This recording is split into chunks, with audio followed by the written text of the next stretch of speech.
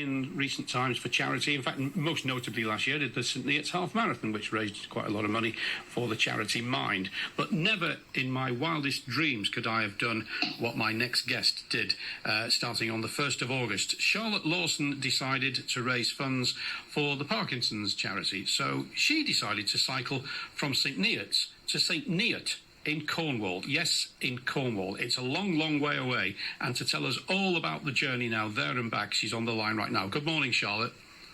Good morning, Steve. Well, first of all, you chose Parkinson's as your charity to support. What was the background to that?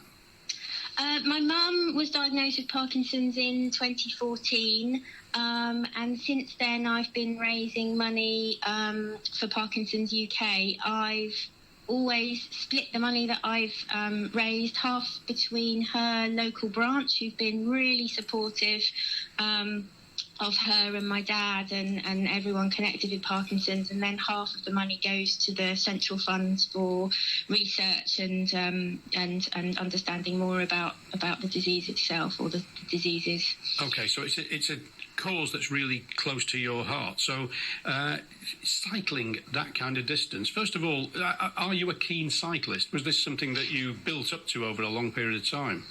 So I bought my first road bike in 2015 and cycled to Bristol and back within a few weeks of doing that. Yeah, and then started my first Parkinson's challenge, which was I took myself around the M25 on a bike.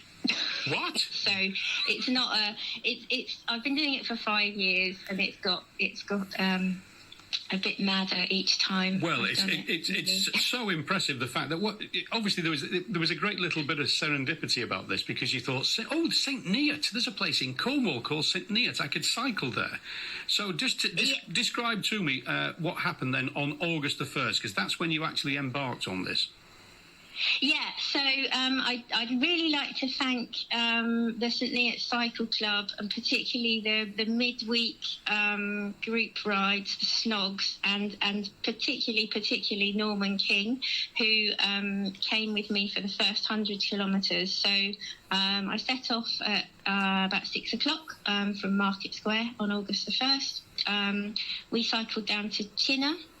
And then he left me, and I carried on going across the Thames at Goring, and then up. If there are any cyclists out there, you'll know that there's a big hill just as you cross the river up at Streatley. Went over that. I then carried on going. Stopped in Newbury. One thing about long distance cycling is you stop and have coffee and cake quite a lot. So I stopped there for a snack, and then pushed on across Salisbury Plain, which was quite weird and eerie, and lots of signs for tanks and things like that. I ended up in Ames, so quite near Stonehenge, but I had a massive detour for some reason. I didn't actually get to see Stonehenge, and the detour took me back round to Amesbury about 10 miles later, so that was sort of annoying for the first day. I planned the route so that I would go past my school's old field centre, so I got there in Donhead St Mary, and then dropped down into Shaftesbury. Can I just stop you there for 1 second? This is all on the first day. Yeah. You went from St Neots to Shaftesbury, which by your estimation is 270 kilometres. Yeah, that's what my my Strava recording tells me for that day. That's something like 220 miles. Isn't it? No, it's about 160 miles. Okay, like I've got my sums. Well, okay, I've got my sums wrong, but it's still 160 miles on a bike in one day. Yeah. You've got to be some fit lady, Charlotte Lawson. That's all I can say. So from there on, you went to St Neots, or St Neot, should I say, in Cornwall. Yeah. Did you have a reception committee down there? So no, I pitched up, took a photo of the village sign, and pushed on to Bodmin and my Airbnb, where actually they had got the flags out for me, which was really lovely. So they were following me all day. So I sent them a GPS beacon, and when they saw me coming, they rolled out the flags and cheering, which was absolutely lovely at the end of 2 days of long rides. Yeah. But then, you having got all that way, did you suddenly think, oh, do you know what? I've got to go back now the same way. Yeah, there is a bit of that. I'd given myself the rest day, which was really nice to just have a day pottering around. And then I'd chosen a slightly different route back so that it would be, a little bit different. But I met with another friend on Bodmin Moor on that first morning. And so she kind of helped me along for a few miles, and then carried on to Cheddar at the end of my third riding day. Wow. So when did you actually land back in town? About 11:30 p.m. on Wednesday evening. So you set off. I left on Saturday. It's just absolutely amazing. Absolutely amazing. Charlotte, I would ask one thing of you. That next time you go on one of these long distance epic rides, because quite clearly you're going to do this again somewhere. Let us know, and we can when I say follow you, ring you each day and check on your progress, because it's a terrific tale. So I definitely will do that, and there's definitely more in the pipeline. I just don't quite know what or where it is yet. Wow, I've just got... Ian's just sent a message in saying, wow, what an epic ride. Well, anyone who's listening to this, I know that you've already mentioned that the cause that's close to your heart was for Parkinson's.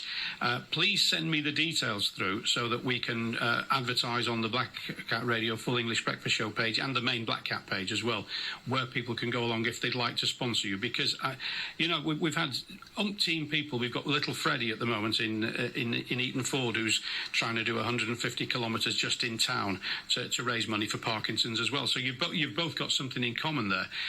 But to have gone the distance you have and back in relatively short space of time, you're just a machine, Charlotte Lawson.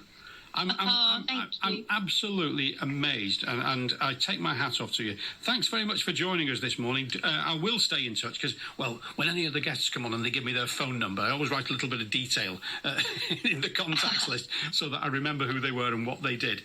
We will be in touch, I've got little doubt, in the future. Well, you must get in touch with us when you've got something planned, and perhaps when we're out of lockdown, you can come into the studio and we can chat face to face and talk about your exploits. But well done on everything that you've achieved. And just one little plug, if you could, if anyone, surely someone out there has picked up a pen so they can write down how they can sponsor you. Absolutely. I'm on Virgin Money Giving, and if you look either for Charlotte Lawson or for Crazy Lady, you'll find my Virgin Money Giving website page. Can I just say thank you to everyone who sponsored me so far, and everyone who kept me going through my Facebook posts while I was doing it. It really made all the difference to keep me going. And finally, to Broken Spoke, Mark at Broken Spoke, who got my bike ready for me. Oh, of course you can. Where are they? Brilliant. What about Surprise? I don't know. Oh, they are opposite Clover Office Supplies. Ah, I know where you are. I was wondering if that was the place.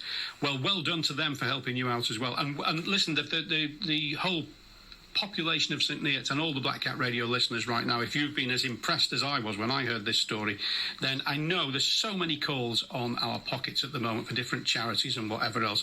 But if you've got a spare couple of quid, and if 100 people put a couple of quid in, that'll raise you £200.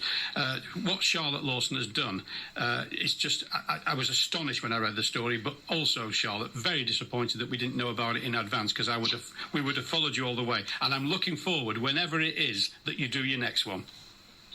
Brilliant. Thanks ever so much. Thank you. Lovely to talk to you. And you too. Thanks for coming on this morning. Charlotte Lawson, Crazy Lady, as she herself described. And astonishing.